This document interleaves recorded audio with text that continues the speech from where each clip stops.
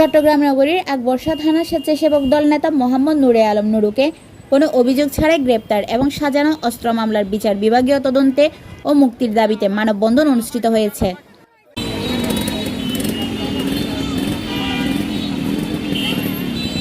৩রা March Chittagong press club চত্বরে শতাধিক নারী পুরুষের উপস্থিতিতে মানববন্ধনটি অনুষ্ঠিত হয়।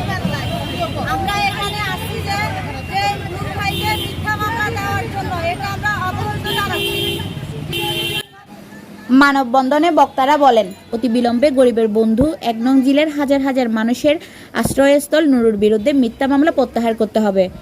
নুরুর বিরুদ্ধে ঘুষ গ্রহণের মাধ্যমে কতিপয় পুলিশ কর্মকর্তা একটি আওয়ামী লীগপন্থী সন্ত্রাসী গ্রুপকে পুনর্বাসনে করা এই মিথ্যা মামলা ও নির্যাতনের বিচার বিভাগীয় তদন্তের দাবি জানায়। আমরা সাধারণ মানুষ রাজপথে নামতে বাধ্য হয়েছি। মানববন্ধনে ১ নং জিলের স্থায়ী এলাকাবাসী ও স্বেচ্ছাসেবক দলের নেতাকর্মীরা উপস্থিত ছিলেন।